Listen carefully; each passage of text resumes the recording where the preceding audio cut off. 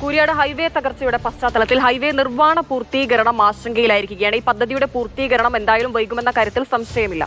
കൂരിയാട് ഭാഗം പുതുക്കി പണിയേണ്ടി വരും. അതിന് കൂടുതൽ സമയമെടുക്കാൻ സാധ്യതയുണ്ട്. പുതുക്കി പണിയാൻ KNRCയുടെ അധിക ബാധ്യതയെ മാറുകയും ചെയ്യും. പക്ഷേ അവരെ ഡിബാർ ചെയ്ത അവസ്ഥയിൽ ഇനി അവരായിരിക്കുമോ നിർമ്മാണ പ്രവർത്തനം നടത്തുക, മറ്റ് ഏതെങ്കിലും കമ്പനികൾക്ക് അത് ഏറ്റെടുക്കേണ്ടി വരുമോ എന്നറിയില്ല. CK വിജയൻ വിവരങ്ങൾ പങ്കുവയ്ക്കും. CK, വളരെ പ്രധാനപ്പെട്ട കാര്യമാണ്. പദ്ധതി കുറച്ചുകൂടി നീണ്ടുപോകും. പക്ഷേ സുരക്ഷിതമായി റോഡ് വരിക എന്നതാണല്ലോ പ്രധാനം. കുറച്ച് നാൾ നീണ്ടുപോയാലും അതിനി എങ്ങനെയാണ് സാധ്യമാവുക? ഈ കമ്പനി തന്നെ അത് പൂർത്തീകരിക്കേണ്ടതല്ലേ? ഈ ഡിബാർ ചെയ്ത നടപടികൾ ഏതെങ്കിലും ഇതിനെ ബാധിക്കുമോ? എങ്ങനെയാണ്? പ്രത്യക്ഷത്തിൽ ഡിബാർ ചെയ്ത ഒരു പ്രവർത്തനവും ഈ നിലവിലുള്ള പ്രവൃത്തി പൂർത്തീകരിക്കുന്നതിന് തടസ്സമാകില്ല. രണ്ട് റീച്ച്, അതായത് നമ്മളിപ്പോൾ പറയുന്ന ഈ രാമനാട്ടുകര മുതൽ പൊന്നാനി വരെയുള്ളതും പൊന്നാനി മുതൽ കൂരിക്കാട് വരെയുള്ള ഈ രണ്ട് റീച്ചുകളാണ് KNR കൺസ്ട്രക്ഷൻസ് നടത്തുന്നത്. ഈ രണ്ട് റീച്ചിലെ പ്രവൃത്തികളും പൂർത്തീകരിക്കുന്നതിന് വേണ്ടി നിയമപരമായോ സാങ്കേതികമായോ ഒരു തടസ്സമുണ്ടാകില്ല എന്ന് മാത്രമല്ല, നിശ്ചിത കാലയളവിൽ തന്നെ ഇതേ കമ്പനി അത് പൂർത്തീകരിക്കുകയും വേണം.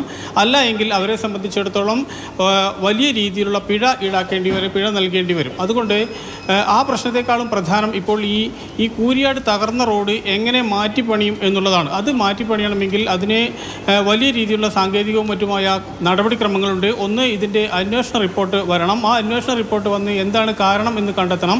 ആ കാരണം പരിഹരിക്കുന്ന രീതിയിലുള്ള ഒരു ഡിസൈനും അതോടൊപ്പം തന്നെ അതിൻ്റെ പ്രവൃത്തിയും നടക്കണം.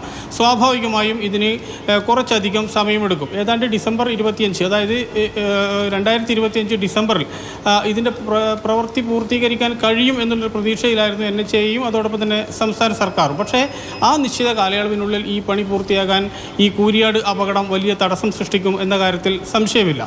മാത്രവുമല്ല, കേരളത്തിൽ അങ്ങോളം ഇങ്ങോളം നടക്കുന്ന ഈ പ്രവർത്തനങ്ങളുടെ ഒരു വലിയ പരിശോധന നടത്താൻ വേണ്ടി ദേശീയപാത അതോറിറ്റി തീരുമാനിക്കുകയും ചെയ്തിട്ടുണ്ട്. അങ്ങനെയാണെങ്കിൽ അതിനും കുറച്ചുകൂടി സമയം വേണ്ടിവരും. അതുകൊണ്ട് കുറ്റമറ്റ രീതിയിൽ അപകടരഹിതമായ ഒരു പാത നിർമ്മിക്കുക എന്നതിലേക്കാണ് കാര്യങ്ങൾ കൂടുതൽ പോകുന്നത്. അതുകൊണ്ട് എത്രയും വേഗം പൂർത്തീകരിക്കുക എന്ന രീതിയിലേക്ക് കുറേ കൂടി സമയമെടുക്കേണ്ടി വരും. അതായത് ഈ 2025 ഡിസംബറോട് കൂടി ഇത് പൂർത്തീകരിക്കാൻ കഴിയും എന്ന് തോന്നുന്നില്ല. ഇനി KNR കൺസ്ട്രക്ഷൻ കമ്പനിയെ കുറിച്ചാണ് പറയുന്നതെങ്കിൽ അവരെ സംബന്ധിച്ചിടത്തോളം അവർക്ക് ഇത് രണ്ട് രീതിയിൽ വലിയ പ്രയാസങ്ങൾ ഉണ്ടാക്കും. ഒന്ന്, അവരുടെ ഗുഡ്വിൽ പൂർണ്ണമായും തകർന്നു. അടുത്ത 3 വർഷത്തേക്ക് ദേശീയപാതയുമായി ബന്ധപ്പെട്ട ഒരു പ്രവൃത്തിക്കും അല്ലെങ്കിൽ ദേശീയ ഗവൺമെൻറ്റിൻ്റെ ഒരു പ്രവൃത്തിയിലും അവർക്ക് ടെൻഡറിൽ പങ്കെടുക്കാൻ വേണ്ടി കഴിയില്ല. രണ്ടാമത്തെ കാര്യം, ഈ കൂരിയാട് ഭാഗത്തെ പുനർനിർമ്മാണം എന്ന് പറയുന്നത് സ്വാഭാവികമായും വലിയ ബാധ്യത കമ്പനിയെ സംബന്ധിച്ചിടത്തോളം ഉണ്ടാകും. പക്ഷേ അവർക്ക് അനുകൂലമായ ഒരു സാഹചര്യം അവിടെ ഉണ്ടാകാൻ സാധ്യതയുള്ളത് ഇതിൻ്റെ യഥാർത്ഥ പ്രശ്നം ഡിസൈനിങ്ങിലാണ് എന്നാണ് വന്നതെങ്കിൽ, അതുകൊണ്ട് ഈ ഡിസൈൻ പരിശോധനയാണ് ആദ്യഘട്ടത്തിൽ നടക്കാൻ വേണ്ടി പോകുന്നത്.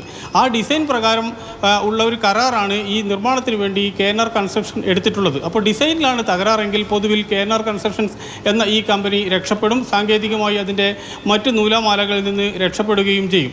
അതുകൊണ്ട് ഈ പരിശോധനയും അതിൻ്റെ ഫലവും ആണ് ഏറ്റവും പ്രധാനമായി നിൽക്കുന്നത്. എന്തായാലും ഒരു കാര്യം നമുക്ക് ഉറപ്പിച്ചു പറയാം, ഈ പരിശോധനയും ഇതിൻ്റെ പുനർനിർമ്മാണവും നടത്തി പൂർത്തീകരിച്ചു വരുമ്പോഴേക്കും കുറച്ചുകൂടി അധിക സമയം എടുക്കേണ്ടി വരും. അത് ദേശീയപാത നിർമ്മാണം ഒരുപാട് വൈകി പോകുമെന്ന കാര്യത്തിൽ യാതൊരു സംശയവുമില്ല.